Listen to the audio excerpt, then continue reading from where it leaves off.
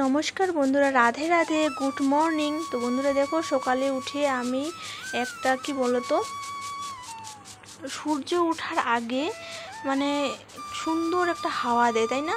আজকে না সকালে উঠেছি, সুন্দর একটা হাওয়া নিলাম। তারপর দেখো 6টা 5-10 এরকম বাজতে যাচ্ছে, তো তাতেই দেখো রৌদ্র কেমন উঠে গেছে। তো জানি না আর সারাদিনটা যে কী রকম হয়।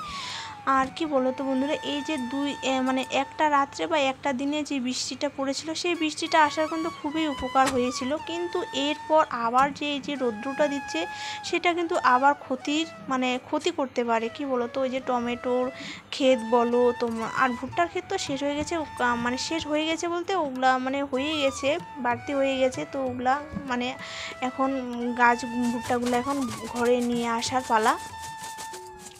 তো যাই হোক, দেখো ওই যে এখন কিন্তু পাট ক্ষেতগুলোও কী বলো তো একটু মানে বড় হচ্ছে, রৌদ্র পাচ্ছে। তো যাই হোক, রৌদ্রটা পাওয়ার ওটা কিন্তু ঠিকই আছে, কিন্তু টমেটো ক্ষেত অবস্থা কিন্তু একবারে খারাপ হয়ে গেছে। আর তাছাড়া কি বলো তো, টমেটোর দামও নেই। কী বলবো, কৃষির যারা করে তারা অবশ্যই বুঝতে পারে। আমরা গ্রামের মানুষ, আমরা জানি কৃষি বাড়ির উপর অত নির্ভর করাই যায় না। আমি এখন বুঝতে পারছি, বা বুঝতে পারছি, সংসার যে এখন বিয়ে হয়েছে এখন বুঝতে পারছি। যখন মেয়ে ছিলাম তখন তো মা বাবাই করতো, তো ওনারাই জানেন। তো যাই হোক বন্ধুরা, তো দেখো আজকে মঙ্গলবার যেহেতু, এর জন্য সব হাঁড়ি কড়াই থালা বাসন নিয়ে বসে পড়েছি, মাঝামাঝি পালা। তারপরে এই যে মুছে নিচ্ছি, 2 ঘর মুছে নিব। নেওয়ার পর তারপর অনেক কাজ আছে, অনেকটা বেলা হয়ে গেছে। তারপর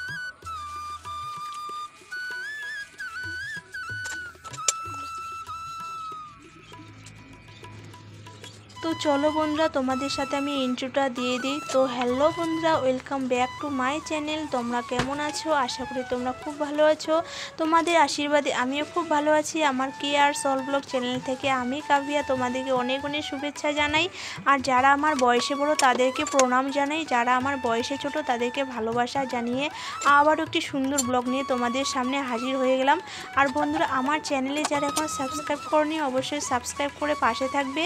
আর যারা সাবস্ক্রাইব করেছো তাদেরকে তো অসংখ্য অসংখ্য ধন্যবাদ আমার পাশে থাকার জন্য। তো প্লিজ বন্ধুরা, একটু সাপোর্ট করো। সাপোর্ট না করলে কেউ কিন্তু বড় হতে পারে না, তো অবশ্যই সাপোর্ট করো।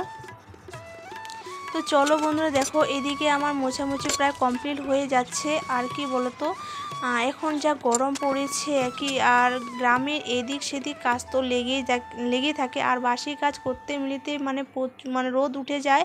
তারপর রান্না যখন করি, মানে উনুনে যেহেতু রান্না করি, সেহেতু তো গরম তো লাগে। এমনিতে তো প্রকৃতির গরম, তাছাড়া এই যে আগুনের গরম, মানে একাকার হয়ে যায়। তো দেখো সকালে যতই উঠি, মানে সকাল সকাল কাজগুলো সেরে নেওয়ার চেষ্টা করি, কিন্তু হয় না তাও। তো দেখো তারপরও কিন্তু আমাকে ওই যে রৌদ্রের মধ্যে এই মানে দুপুর টাইমে ধরো 11-10টা, মানে 10টা-11টা হলেই তো মানে কি বলবো, সেই রৌদ্র উঠে। তো যাই হোক, দেখো তখনই আমার রান্না করতে লাগে। তো দেখো আমার সব কাজ বাজ করা কমপ্লিট হয়ে গেছে, 2 ঘরটা মুছে টুছে নিয়ে নিলাম। তো তারপর দেখো ফাইনালি আমি চান করে নিয়েছি। আর চান না করলে একটু ক্রিম দিলাম, আর ক্রিমটা কিন্তু থাকবে না, এটা আমি জানি। এখনই আমি ঘেমে একাকার হয়ে যাব, কারণ এই যে পুজো দিতে হবে, পুজো দিব, তারপর রান্না করব। তো চলো বন্ধুরা, সঙ্গে থাকো, আমি সারাদিন কি করি না করি। তো চলো।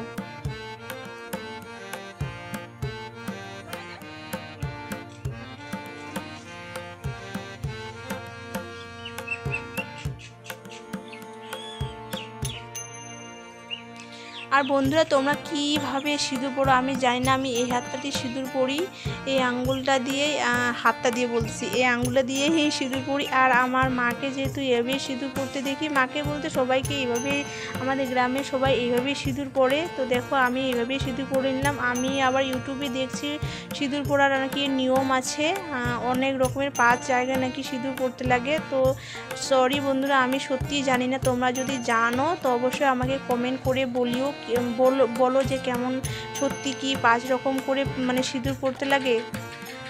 তো জানি না। তো দেখো আর এদিকে আমার পুজো দেওয়া কমপ্লিট হয়ে গেছে। কারণ কি বলো তো, এত গরমে তোমাদের পুজোটা শেয়ার করতে পারলাম না। আমার সবাইকে, মাকে, গোপীসোনাকে ভোগ দেওয়া কমপ্লিট হয়ে গেছে। তারপরে দেখো, আর সিঁদুরটা না অনেকটা বড় হয়ে গেছিলো, মানে যেহেতু তেলের সিঁদুর সেহেতু মানে কিসে হয়ে আসছে, তো একটু মুছে নিলাম। মুছে নেওয়ার পরে যে এখানে একটু প্রসাদ অল্প কয়েকটা মুড়ি নিয়েছি। প্রায় তখন অনেকটা বেজে গেছে, পুজো দিতে দিতে তো জানোই কতটা সময় লাগে।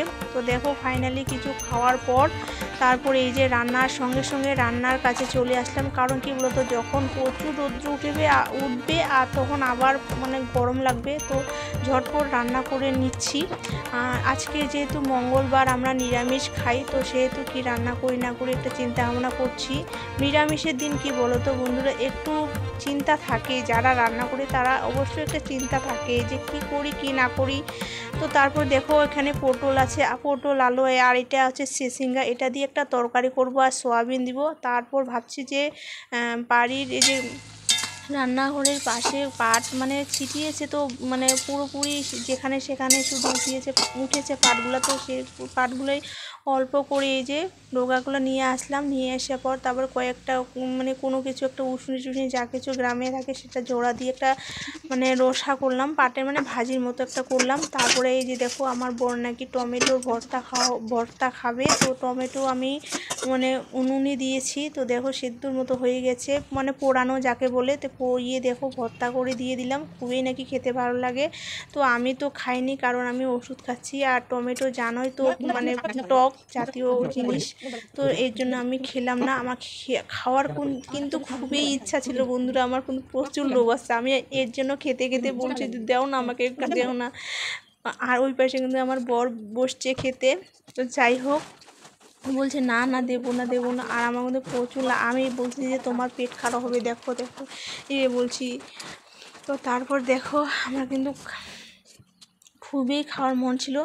তো তারপর দেখো বন্ধুরা, খাওয়া দাওয়া কমপ্লিট করার পর দুপুরে রেস্ট নিলাম। রেস্ট করার পর এই যে বিকেলে তোমাদের একটু বাইরেরটা শেয়ার করছি। দেখো আর একটু পরে সন্ধ্যা হয়ে যাবে, আর বিকেলটা তোমাদের অতটা কাজকর্ম শেয়ার করতে পারিনি, আর উঠোনটা যেহেতু পরিষ্কার আছে সেহেতু মানে ঝাড় দিলাম না। তো চলো বন্ধুরা, আমি আমার ব্লগটি শেষ করছি। তোমরা যে যেখান থেকে দেখেছো খুব ভালো থেকো, সুস্থ থাকো। কালকে একটি সুন্দর ব্লগ নিয়ে আসবো, ততক্ষণে সাবধানে থেকো, নিজের শরীরে খেয়াল রাখো। আর যারা আমার চ্যানেলটিকে সাবস্ক্রাইব করনি অবশ্যই সাবস্ক্রাইব করে পাশে থেকো। তো চলো বন্ধুরা, টাটা বাই বাই।